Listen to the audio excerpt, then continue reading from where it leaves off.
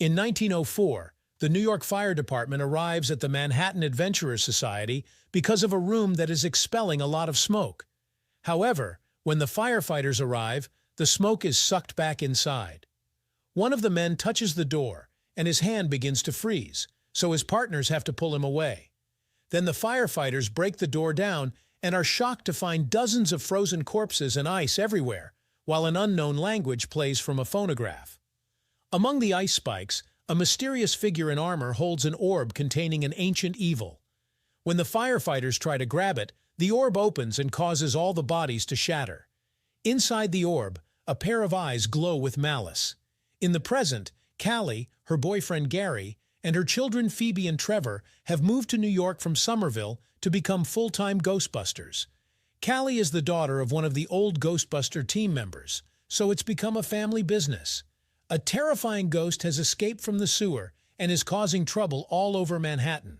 So the new team starts chasing it in the car as it hits other vehicles with manhole covers. A special seat is pulled out so Phoebe can shoot the proton blaster at the ghost. But the driving causes her to miss a lot, and her shots end up damaging various buildings.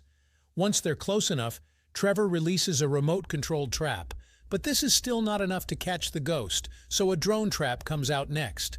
Callie guides the drone toward the ghost and successfully captures it. The family celebrates, and Gary gets distracted, causing him to lose control of the car and crash into a rack of city bicycles. People on the streets record everything with their phones, and soon the team appears on the news. The damage they've caused is seen in a negative light. So Mayor Peck calls the team to his office to scold them for what they've done to the city and for bringing along Phoebe, who is still a minor.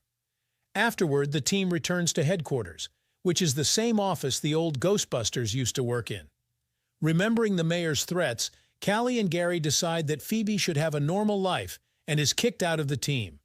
Phoebe doesn't take it well, but her complaints are ignored. Then Gary and Callie put the ghost in their containment unit, which takes more effort than usual, but they don't know why. Thankfully, the light turns green, meaning the ghost is successfully contained. Meanwhile, Ray from the old Ghostbuster team and podcast have an online show. Using an horoscope, they measure the spiritual energy of everyday objects to try to find a connection to the afterlife. A woman brings a watch from her late husband, but Ray gets no readings, and Podcast just smashes it with a hammer.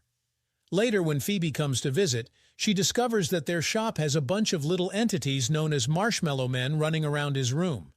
She thinks they're cute, but Podcast smashes one down as he explains they're a plague.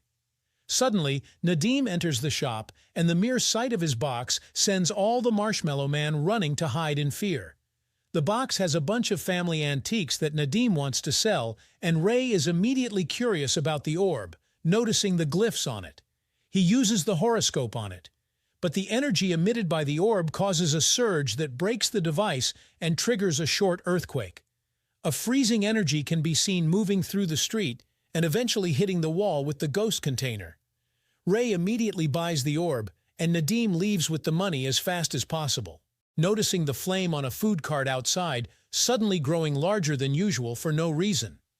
At the Ghostbusters headquarters, Gary finds the damage on the wall and calls Janine, the secretary of the previous team, who promises to send an expert to check on this. Upstairs, Trevor notices some green slime leaking through the roof and goes to the attic to investigate. He finds a pile of empty food packaging that moves as something naps underneath, so he takes a closer look and is shocked to find Slimer, who jumps out, flies through Trevor, and escapes by passing through the wall. The team gets a ghost alert and leaves on a mission, but they refuse to take Phoebe. She ends up going to the park to play chess by herself, but suddenly the pieces start moving on their own. A ghost named Melody appears, and her shape looks flamey because she died in a fire.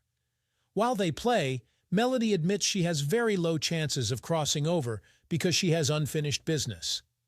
The next day, parabiologist Lars comes to check on the damaged wall, and when the unit shakes, they confirm the ghosts are trying to get out. Former Ghostbuster Winston brings the original design of the containment unit, which was created by Callie's late father.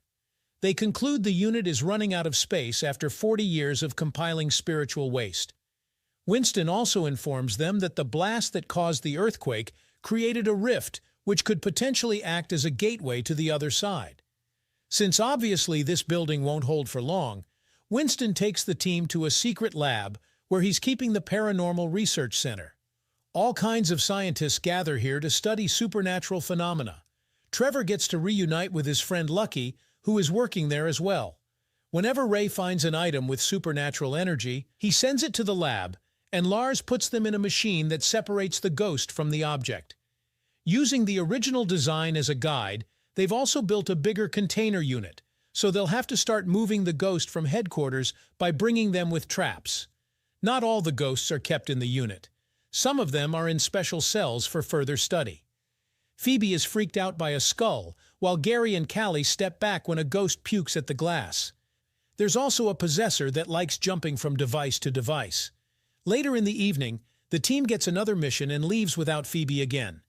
At that moment, a second emergency call comes in, so Phoebe and Podcast go to take care of it behind the adults' backs. They make it to a restaurant and discover the ghost is Melody, so Phoebe doesn't dare to shoot. Melody immediately escapes, and Phoebe reacts too late, causing the windows to break. Meanwhile, in the lab, Lars and Lucky are working with Ray's objects. When it's the orb's turn, all the ghosts and the cells feel rather disturbed. The machine fails to remove the spirit, and suddenly the lab goes through a power surge. Some cell windows break, and the ghosts start moving to escape. But at that moment, Lars fixes the power, and everything goes back to normal. Then he grabs the orb, only for his hand to start freezing. Lars drops the orb right before he can lose his arm. Moments later, Melody visits Phoebe in her room. Phoebe shows her around, and Melody almost touches the containment unit, but stops just in time.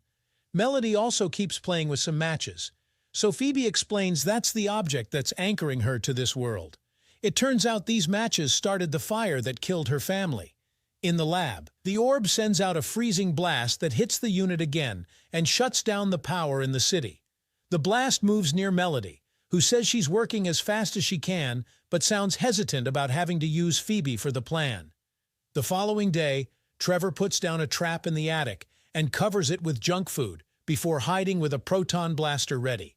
Slimer comes out to eat, but before Trevor can shoot it, another earthquake hits the city. The team rushes to the containment unit and finds a huge hole in the wall, plus frost all over the place. Grabbing it with a tool, Lars shows the orb to the Marshmallow Men, who feel so attracted to it that they splash against the window. Apparently, the orb can mind-control ghosts. It also freezes certain devices when it gets too close. Desperate for more information, Lucky, Trevor, and Lars go to see Nadim, who shows them his grandmother's special room. There are lots of antiques there, like some weird horns and the armor from the beginning. Lars realizes that everything in the room is made out of brass, which can trap ghosts. When the trio uses the oroscope on Nadim, there's a strong reaction, so they bring him to the lab with them. After connecting Nadim to a machine, former Ghostbuster Peter starts asking some strange questions. Suddenly he throws a pen at Nadim, who gets angry and causes a nearby flame to grow bigger. As an argument ensues and Peter throws more pens, Nadim's anger grows, and so does the flame, which means he has the power to manipulate fire. In the meantime, Podcast is reviewing the video he took at the lab and discovers a weird ancient language coming out of the orb. He, Phoebe, and Ray decide to consult an expert and leave on Ray's old bike. They go to the New York Public Library and talk to a scientist who translates the words from the video while showing them a carving on an old book. Centuries earlier, a power-mad king sought help from a powerful entity called Garaka, who had his own plans to bring a new ice age. Nadim's ancestors were a team known as the Fire Masters, who used their abilities to imprison Garaka in the orb and steal the horns that gave him his power. If Garaka becomes free, New York would experience the death chill, which kills people with a cold form from chilling fear. The scientist also shows them some wax cylinders with old recordings, including one from the Manhattan Adventurers Society. That group used to love stealing relics, and many years ago tried opening the orb, which killed them all. The group hears the recording and finds the same words from the video. Suddenly, the cylinder starts shaking and jumps out of the machine to land in a trash bag, which starts going crazy around the library. The team starts following it, and when Ray walks among the shelves, he's blocked by the same library ghost from the 80s. The group follows the ghost outside and finds it resting on the lion statue. Ray tries to reach for it, but suddenly the lion starts moving because the ghost left the bag to possess the statue instead. As people run away in panic, Phoebe gets a proton blaster from the bike and shoots the lion, causing it to explode. Moments later, Peck announces that he's shutting down the Ghostbusters, which has been his wish since the old days. Phoebe tries to protest, but Peck says it's either this or going to prison. In the evening, the team returns to headquarters and discovers all their equipment has been taken by the police. While Phoebe argues with her parents, Ray shows Nadim the damage on the containment room and tells him he's the next fire master, so he needs to start training to save the world. The first exercise is to move a flame from a lighter to a candle. As Nadim moves his hand, the flame moves as well, but it doesn't do much yet. Meanwhile, Phoebe goes to the park again and meets with Melody. The girls chat and get to bond, so Phoebe admits she would like to be a ghost, giving her an idea. They go to the lab and Phoebe enters the machine. Then Melody activates it to temporarily separate her soul from her body. The procedure works, but Melody apologizes and looks sad.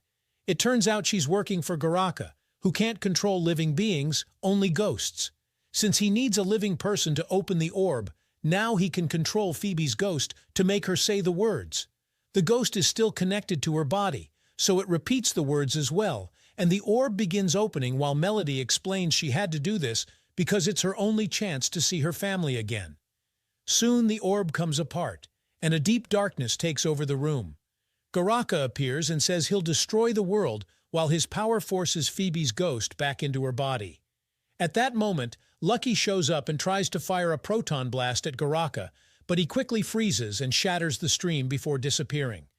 While the rest of the team comes to free Phoebe, Garaka enters the shop in Nadim's building and freezes the clerk to death. Then he makes his way to Nadim's apartment, where he retrieves his horns. As soon as he puts them on, he regains his true form and all his power. Soon a dark cloud appears over the city and starts freezing the whole area, causing ice spikes to appear to destroy property and kill people without mercy. Both the old and new teams gather at headquarters to discuss ideas, and Nadim shows off his training, but he still can only do the basics. Fortunately, Lars has some equipment in his van, so the team starts getting ready to fight, while Lucky points out their weapons won't be enough considering what happened in the lab. Phoebe remembers that brass can trap ghosts, and the orb was made with it, so she starts melting some brass to reinforce her blaster. On the roof, Trevor and Lucky see a tricycle rolling on its own on the deserted street, so they guess it's the possessor ghost that escaped from the lab and rushed back inside. As the storm outside gets worse, the tricycle hits the door, causing it to blow out of its hinges. A red light that represents the possessor hits the Ghostbusters sign and makes it fall before going inside and possessing the car. The vehicle moves back, and everyone jumps out of the way just in time.